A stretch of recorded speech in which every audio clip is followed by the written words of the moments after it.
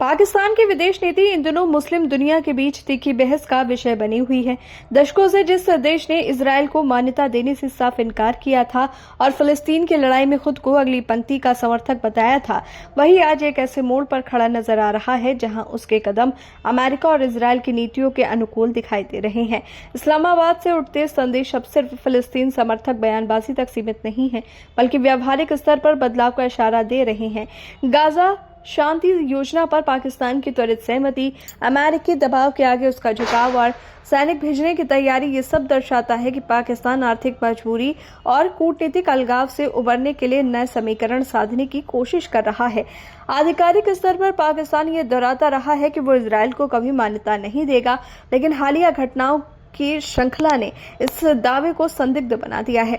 राष्ट्रपति ट्रंप की गाजा शांति योजना पर सबसे पहले समर्थन जताना, इजरायल का नाम लेकर स्थायी शांति की बात करना और अमेरिकी मिशन में सैनिक भेजने का संकेत देना, ये सब पाकिस्तान की पुरानी आक्रामक नीति से उलट कदम है। पहले यही पाकिस्तान इजरायल को कातिल मुल्क तक कहने से नहीं हिचकता था, लेकिन अब खामोश और सतर्क रुख अपना रहा है।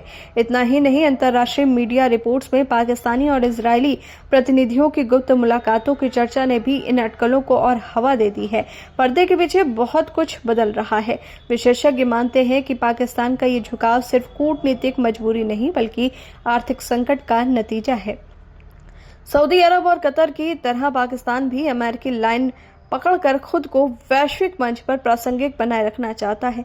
यही वजह है कि उसने इस्लामिक कोऑपरेशन ऑर्गेनाइजेशन की मीटिंग में अपेक्षाकृत कमजोर रुख अपनाया और इजरायल पर किसी कठोर प्रस्ताव का समर्थन नहीं किया। इससे इस्लामिक उम्मा में उसकी स्थिति कमजोर हुई। घरेलू राजनीति में इसका असर पहले ही दिख रहा है। कराची से इस्लामाबाद तक लोग पाकिस्तान सरकार को बिकाऊ कह रहे हैं और इसे ऐतिहासिक समझौता बताकर आलोचना कर रहे हैं। विश्लेषकों के मुताबिक पाकिस्तान इजरायल को खुले तौर पर मान्यता देने का साहस शायद नहीं जुटा पाएगा, क्योंकि इससे उसकी घरेलू राजनीति और मुस्लिम उम्मा में छवि को गहरी चोट लगेगी। लेकिन अप्रत्यक्ष रूप से वो वही रास्ता चुन रहा है जिससे इजरायल को फायदा पहुंचे और अमेरिका को इस संदेश मिले कि पाकिस्तान एक जिम्मेदार सहयोगी है। असल में ये पाकिस्तान की उस पुरानी विदेश नीति का अंत है जिसमें फिलिस्तीन का मुद्दा उसकी पहचान का हिस्सा था।